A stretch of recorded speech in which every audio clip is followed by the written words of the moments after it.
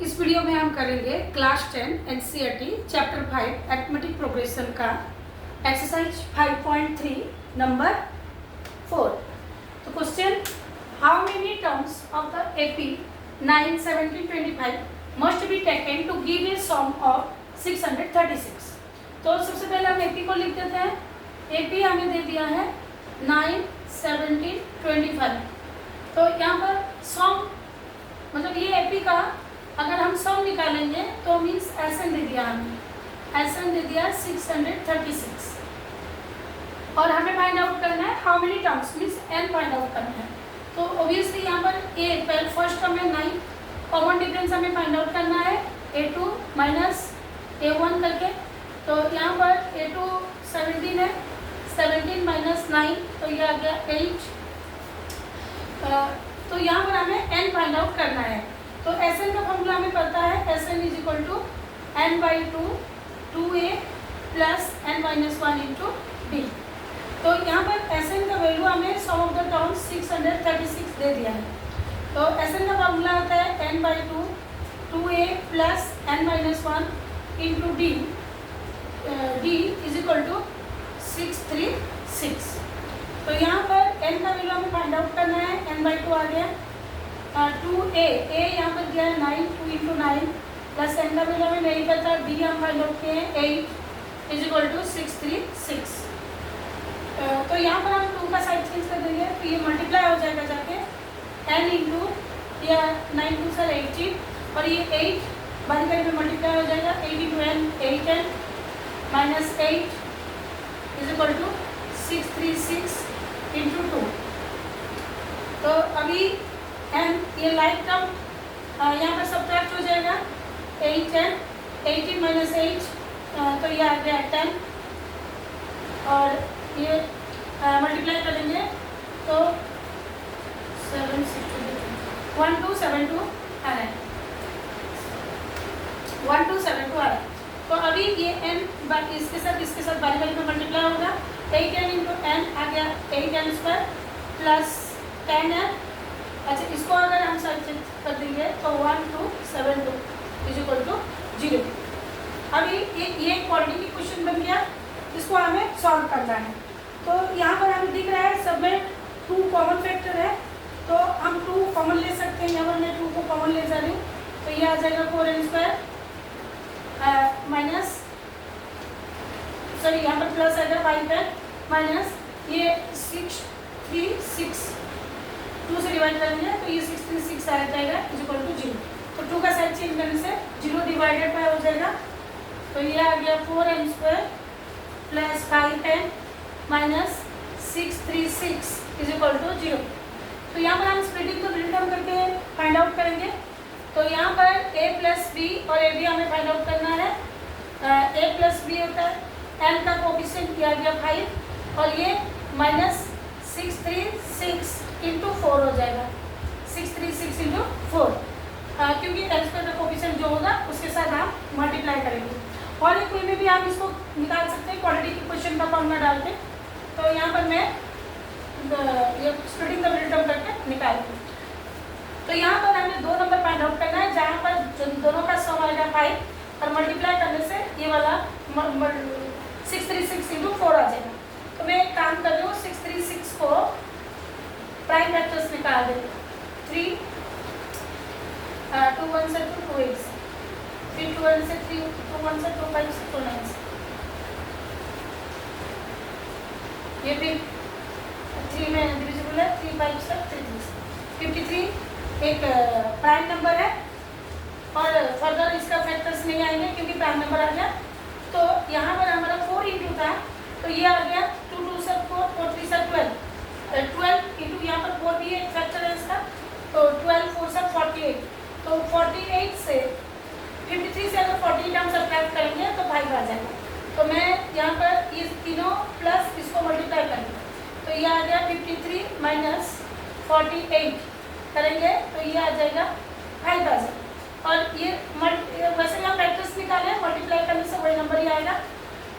तो हमें नंबर्स मिल गया अभी 4n² plus 53n minus 48 and minus 636 6 is equal to 0।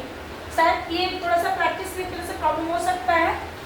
Actually क्या होता है, ए बी वाला टर्म का अगर प्राइम फैक्टराइजेशन करेंगे और ट्रायल एंड एरर मेथड में हम अरेंज करेंगे तो हमें मिल जाता है नंबर्स की कैसे स्प्लिट किया जाएगा। जैसे हम यहाँ पर मैं 4 को यहाँ पर मल्टीप्लाई इसीलिए नहीं की क्योंकि यहाँ पर हमें फैक्टर्स निकालना है और सुइटेबल अरेंजमेंट करना है, जैसे कि ये दोनों का सम 5 आएगा।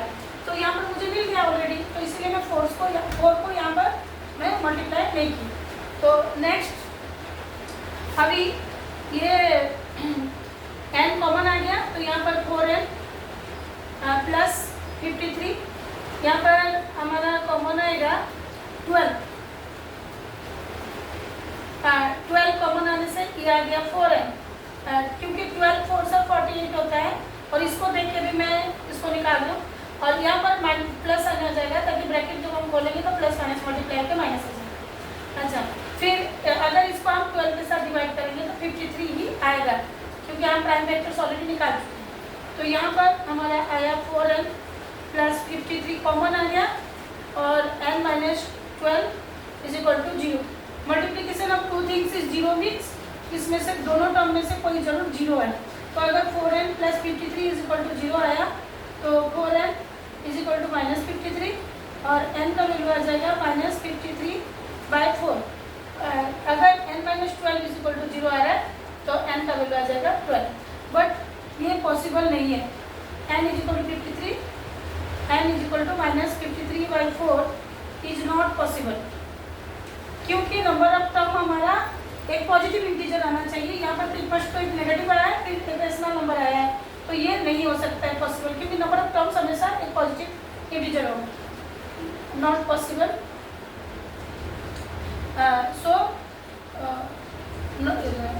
तो नंबर ऑफ टर्म 12 को हम कंसिडर करेंगे। तो हाउ मेनी टर्म्स, तो यहाँ पर नंबर ऑफ टर्म्स आ गया 12। There are 12 terms in the given AP।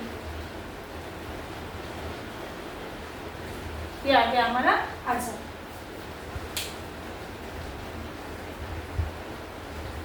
Next question number 5। The first term of an AP is 5, the last term is 45 and the sum is 400। Find the number of terms and the common difference। तो यहाँ पर AP का हमें first term दे दिया, क्या given दिया पहले देख लेते हैं। ए दे दिया, फर्स्ट टर्म दे दिया 5, लास्ट टर्म एल दे दिया 45 और सम दे दिया है, सम एसएन दे दिया हमें 400। हमें फाइंड आउट करना है, एन फाइंड आउट करना है और डी फाइंड आउट करना है।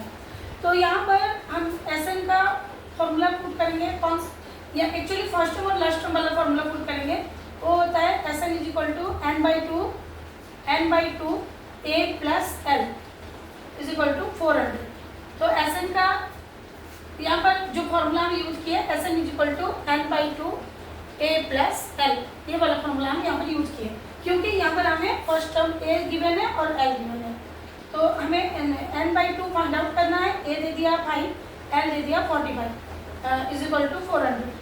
तो ये आ जाएगा n/2 इंटू 50, दोनों को ऐड करने से 50 आ गया 400। तो ये 25 आ गया सिंप्लीफाई होके, n इसका साइड चेंज हो गया तो डिवाइड हो जाएगा, डिवाइडेड बाय 25 1 से 25 6, तो n का वैल्यू आ गया 16। अभी हमें n नंबर ऑफ टर्म्स आ गया, अभी हमें d फाइंड आउट करना है। तो d फाइंड आउट करने के लिए जो लास्ट टर्म है हम इसको an लिख सकते हैं। an का फॉर्मूला होता है an is equal to a plus n minus 1 into D. तो यहाँ पर जो लास्ट टर्म है वही an ही लास्ट टर्म है जो कि 45 है। तो यहाँ पर अगर हमें n का वैल्यू पता है तो ये वाला फॉर्मूला हम पुट करेंगे। तो a प्लस ये आ जाएगा 16 जो टर्म है तो 15d इज इक्वल टू आ गया 45, n माइनस 1 हो गया 16 माइनस 1 तो ये 15d आ गया। तो a का वैल्यू तो गिवन है 5, 15 into d is equal to 45। अच्छा 5 का साइड चेंज कर देंगे तो सब्ट्रैक्ट हो जाएगा, तो ये आ गया 15d is equal to 45 minus 5। तो d का वैल्यू आ जाएगा, ये सब्ट्रैक्ट में से 40 आ गया, 15 इधर डिवाइड हो गया, साइड चेंज में से मल्टीप्लाई हुआ था डिवाइड हो गया, 5 8 से 5 3 से तो देयरफॉर डी का वैल्यू आ गया 8/3। तो नंबर देयरफॉर हमें यहाँ पर m मांगा था, तो नंबर ऑफ टर्म्स आ गया 16 और कॉमन डिफरेंस